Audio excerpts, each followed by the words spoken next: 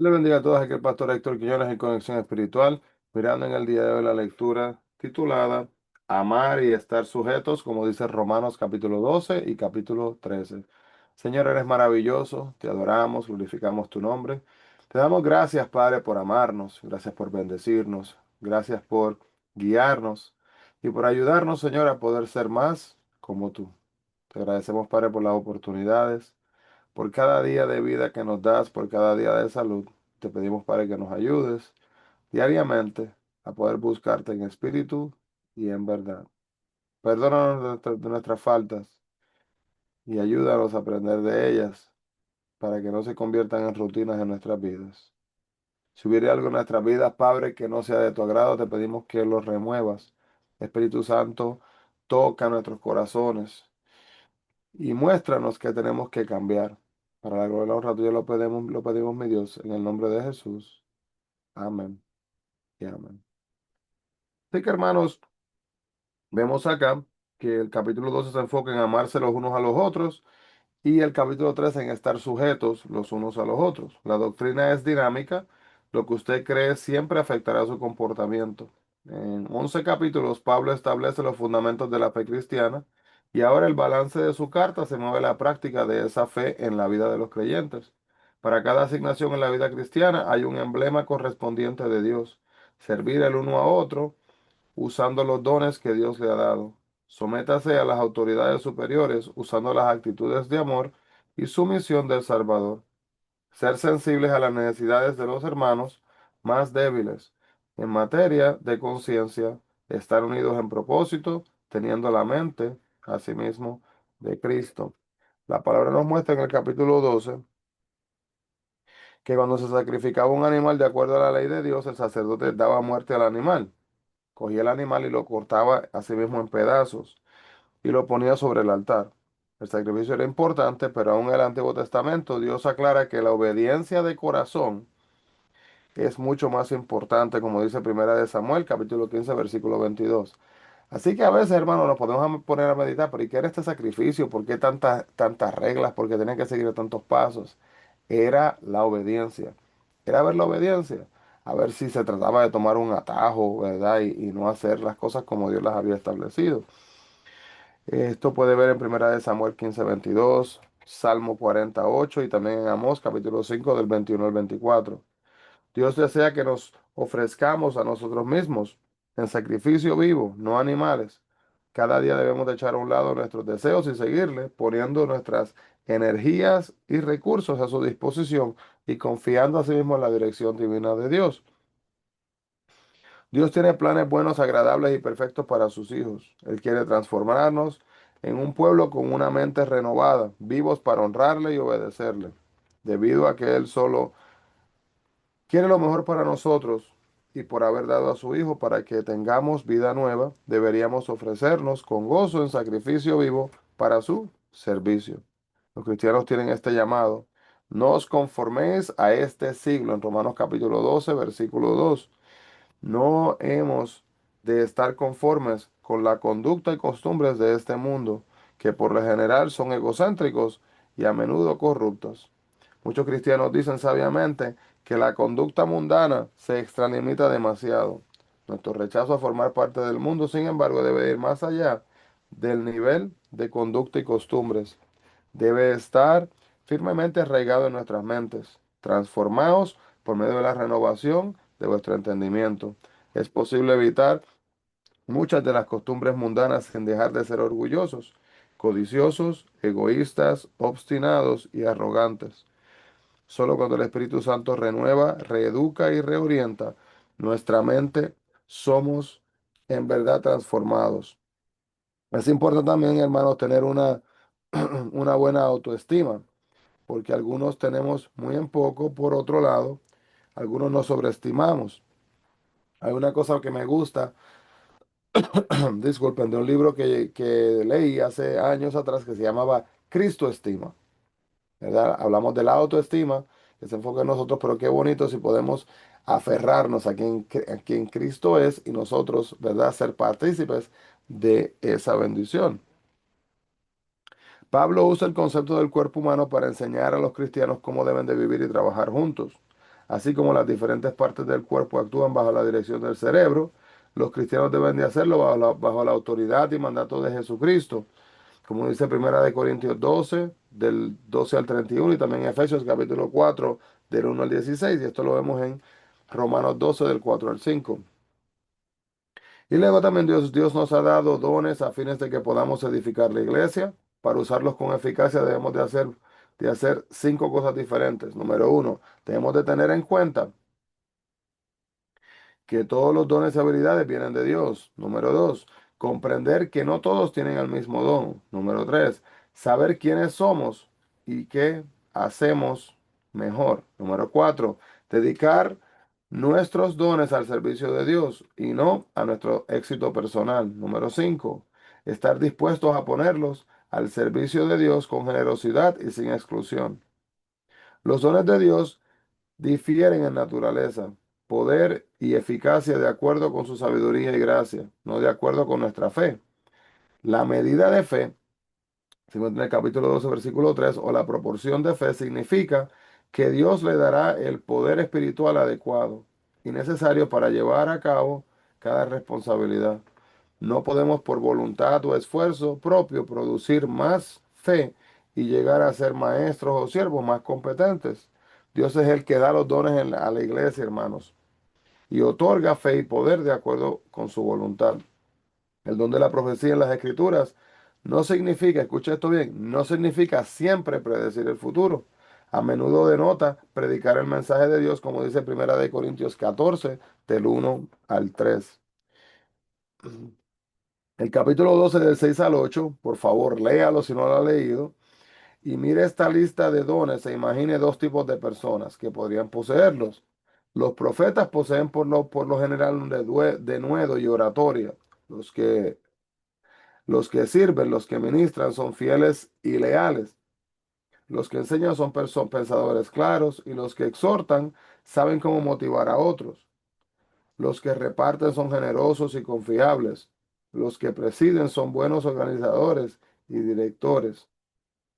Los que tienen misericordia son amorosos y se sienten muy felices cuando dan su tiempo a otros. Sería muy difícil que una persona sola acaparara todos estos dones. Un profeta positivo quizás no sea necesariamente un buen consejero y uno que reparte a lo mejor falla como administrador. Sí, cuando usted identifica sus dones de la lista, pregúntese cómo puede utilizarlos para edificar a la familia de Dios. No enfocarme en mí mismo, sino cómo puedo ser de bendición a los que me rodean. La mayoría hemos aprendido a fingir que amamos a los demás. Capítulo 12, versículo 9 nos muestra. Sabemos cómo hablar con bondad, evitando herir sentimientos y aparentando interés en los demás. Podemos aún fingir que nos llenamos de compasión cuando oímos las necesidades de otros o de indignación cuando nos enteramos de alguna injusticia. Pero para Dios, Dios nos llama a sentir el verdadero amor que va más allá de las emociones y lo que son conductas superficiales. El amor sincero requiere concentración y esfuerzo, incluye hacer algo para que otros sean mejores. Demanda tiempo, dinero y participación personal. Ninguna persona tiene los recursos necesarios, hermanos, para amar a toda una comunidad, pero una iglesia, el cuerpo de Cristo, en su ciudad lo puede hacer. Piensa en personas que necesiten su amor en acción y considere los medios que usted y los demás miembros pueden usar para unirse y mostrar amor por su comunidad en el nombre de Cristo. Podemos honrar a los demás de dos maneras. Una encierra motivos ocultos y otra honramos a nuestros jefes a fin de que después nos recompensen a nuestros empleados para que trabajen más, a los ricos que contribuyan a nuestra causa y también a los poderosos para que utilicen su poder a nuestro favor y y no en contra nuestra. La otra manera de Dios, como Él encierra lo que es el amor, ¿verdad? Encierra el amor. Como cristianos honramos a las personas porque fueron creadas a la imagen de Dios. Así que no por lo que ellos han hecho, lo que pensamos que merecen o no merecen, sino porque fueron creadas por Dios. Sí, que son nuestros hermanos en Cristo y porque estamos agradecidos por la forma en que contribuyen a la edificación del cuerpo de Cristo. Capítulo 12, versículo 13 habla de ofrecer hospitalidad. Y no es lo mismo, hermanos, que recibir visitas. Cuando se recibe visitas, el foco de la atención es la familia anfitriona en este hogar. Entonces, em, y el hogar debe de estar impecable, los alimentos deben de estar bien preparados y abundantes. Los de la casa deben de parecer que le está dando, ¿verdad? Que están relajados y que le está dando un buen ambiente, mostrando un buen humor. La hospitalidad, en cambio, se concentra en los visitantes. Su necesidad tiene prioridad. Hay que darles un lugar donde estar, alimentos nutritivos, oído atento o aceptación. La hospitalidad puede brindarse en un hogar desordenado. Puede brindarse también alrededor de una mesa en la que el plato principal sea quizás una sopa, porque es lo único que hay presente. Hasta puede ser que el anfitrión y los visitantes realicen tareas en conjunto. Así que no temo ofrecer, hermanos, hospitalidad, porque está demasiado cansado, ocupado o pobre para atender adecuadamente a los visitantes. Los versículos del 17 al 21 del capítulo 12 nos muestran un resumen de lo que es el meollo de la vida cristiana. Si amamos a alguien de la misma manera que Cristo nos ama, estaremos dispuestos así mismo a perdonarlos. Si hemos experimentado la gracia de Dios, anhelaremos que otros también lo disfruten. Y recuerde que la gracia es un favor inmerecido. Cuando damos de beber a un enemigo, no excusamos sus errores, los reconocemos, los perdonamos y amamos a la persona a pesar de sus errores, tal como Cristo lo hizo con nosotros. En esos días constantes de pleitos e incesantes demandas en busca de derechos legales, el mandato de Pablo suena casi imposible de aceptar. Cuando alguna persona nos hiere profundamente, en lugar de reaccionar como merece, Pablo dice que hay que ser amistoso.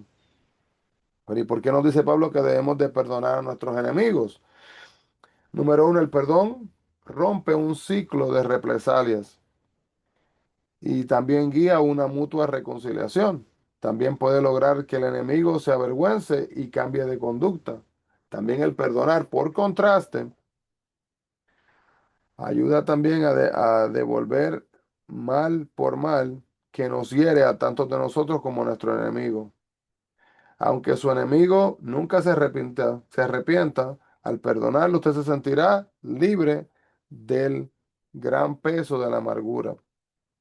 El perdón incluye todas actitudes como acción.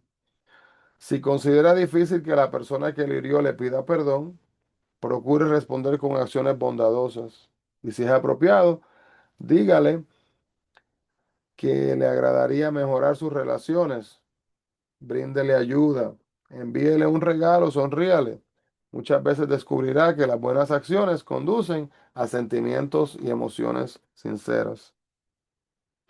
Cuando dice el capítulo 12:20, ascuas de fuego, ¿a qué se refiere eso? ¿Qué significa ascuas de fuego sobre la cabeza de alguien? Esto quizás se refiere a una tradición egipcia de llevar un recipiente de carbón encendido sobre la cabeza en señal de arrepentimiento público. En alusión a este proverbio, Pablo dice que deberíamos de tratar a nuestros enemigos con amabilidad para que se avergüencen y se vuelvan de sus pecados. La mejor manera de eliminar al enemigo es convertirlos en amigos, porque al convertirlos en amigos ya no serán enemigos.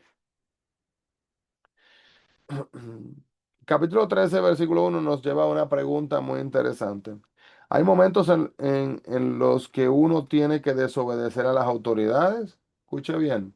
No debemos, hermanos, de permitir que los gobernantes nos obliguen a desobedecer a Dios. Jesús y sus apóstoles nunca desobedecieron a las autoridades por razones personales. Cuando lo hicieron fue por ser leales a Dios.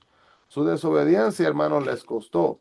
Los amenazaron, los golpearon, los pusieron en una prisión, los torturaron y aún los ejecutaron por sus convicciones. Como ellos, si nos vemos obligados a desobedecer, debemos estar dispuestos a sufrir las consecuencias. Dice también asimismo el versículo Número uno, que los cristianos interpretan a Romanos 13 a veces de diferentes maneras. Todos los cristianos estamos de acuerdo en que debemos de vivir en paz con el Estado, siempre y cuando éste nos permita obrar de acuerdo a nuestras convicciones religiosas. Por cientos de años, sin embargo, ha habido tres interpretaciones incorrectas de cómo debemos de hacerlo. Algunos cristianos creen que el Estado es demasiado corrupto y que por lo tanto deben relacionarse con él lo menos posible. Escucha esto bien, bien importante porque es una creencia, pero aunque deben de ser buenos ciudadanos mientras puedan, sin comprometer sus creencias, los cristianos no deben de trabajar para el gobierno, ni votar en las elecciones, ni servir en el ejército, ¿verdad? Estos son algunas de las interpretaciones que a veces pueden ser como sacar fuera de contexto. Número dos, otros creen que Dios ha dado al Estado la autoridad en ciertos asuntos y a la iglesia en otros. Los cristianos pueden ser leales a ambos y pueden trabajar para cualquiera de los dos. Sin embargo, no deben de confundir a ninguno de los dos. La iglesia y el Estado tienen intereses en esferas totalmente diferentes, la espiritual y la física. Así lo miran algunas personas, que se complementan pero no actúan juntas. Y número tres, otros creyentes piensan que los cristianos tienen la responsabilidad de lograr que el Estado mejore. Lo pueden hacer desde el campo político, eligiendo cristianos u otros líderes con altos principios. También lo pueden hacer en lo moral, sirviendo de influencia positiva en la sociedad. Según este punto de vista, idealmente la iglesia y el Estado han de trabajar juntos para el bien de todos. Pero que hay que entender, hermanos, que ninguno de estos puntos de vista defiende la rebelión ni rechaza la obediencia a las leyes o regulaciones establecidas por las autoridades, a menos que éstas demanden con claridad que se violen normas morales reveladas por Dios. Donde quiera que nos hallemos, debemos de actuar como ciudadanos y cristianos responsables. Así que, hermano, en nuestra posición vamos a ser de bendición. Ahí está el lema de hoy. En nuestra posición vamos a ser de bendición. Cuando las autoridades civiles son injustas, las personas honestas temen. En el versículo 13, el capítulo 13 del 3 al 4, Pablo se refiere a los magistrados que cumplen con su tarea. Cuando son justos, los que actúan con honestidad no tienen nada que temer. Estamos permanentemente en deuda con Cristo por su amor sin límites, derramado a nuestro amor. Y la única forma en que podemos empezar a pagar la deuda, hermanos, es así amándonos los unos a los otros. A veces tenemos la idea de que amarse a uno mismo es malo, pero si este fuera el caso, sería entonces en vano amar al prójimo como a nosotros mismos. Pablo explica lo que significa amarse. A pesar de que usted diga, quizás tenga un bajo concepto de sí mismo, dudo que vaya a estar dispuesto a dejar de comer. Se viste razonablemente bien, procura que exista un techo sobre su cabeza y trata de que no lo defrauden ni lo injuren. Y se enfurece si alguien trata de arruinar su matrimonio. Ese es el tipo de amor que debemos de brindar, hermanos, a nuestro prójimo. Amar a otros como nosotros mismos significa participar activamente en que las necesidades de otros se suplan. Y es interesante, pero es muy raro que entre los que se preocupan por otros, antes que por ellos mismos, se hallen personas que sufran de una baja autoestima. Los cristianos deben de someterse a la ley del amor, que reemplaza a las leyes religiosas y civiles.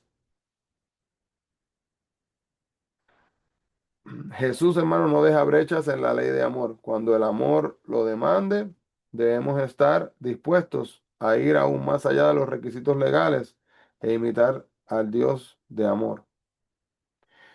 La noche se refiere al tiempo presente de maldad. El día alude al regreso de Cristo. Y algunas personas se sorprenden de que Pablo incluya contiendas y envidias en la lista del capítulo 13 de las siguientes citas, del 12 al 14, ya que aquí habla de envidias en la lista, por ejemplo, y obviamente también está el pecado de glotonería, borrachera y lo que es la lascivia. Entonces, como Jesús En su Sermón del Monte, Mateo capítulo 5 al 7, Pablo considera también que las actitudes son importantes como las acciones. Así como el odio lleva al asesinato, el celo conduce a la contienda y la lascivia al adulterio. Cuando Cristo vuelva, quiere hallar a su pueblo impío por dentro y por fuera.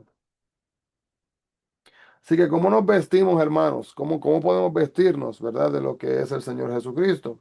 El capítulo 13-14 nos muestra que primero nos identificamos con Él mediante el bautismo, como dice Gálatas 3:27. Esto demuestra nuestra solidaridad con otros cristianos y con la muerte, sepultura y resurrección de Jesucristo. Segundo, demostramos también las cualidades que Jesús reveló mientras estuvo en la tierra. Demostró amor, humildad, verdad, servicio. Y nos preguntamos qué haría Jesús en nuestro lugar, como dice Efesios capítulo 4, 22 al 32 y Colosenses 3 del 10 al 17. Pero tampoco debemos de dar a nuestros deseos ninguna oportunidad de llevarnos a pecar. Debemos de evitar situaciones que abran la puerta a satisfacer nuestros deseos, hermanos, esos deseos pecaminosos que quizás estén dentro de nosotros que quieran ser manifestados.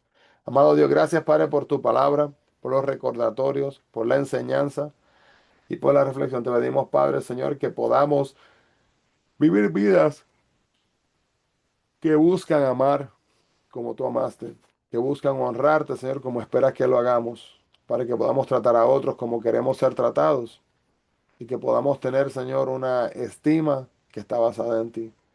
Y en nuestras vidas, perdónanos por nuestras fallas y que tu Espíritu Santo, Padre, nos abra puertas para poder buscarte en espíritu y en verdad y honrarte donde quiera que vayamos, en el nombre de Jesús. Amén y amén. Así que Dios le bendiga grandemente a todos, hermanos. No se olviden, busquemos la presencia del Señor. Bendiciones.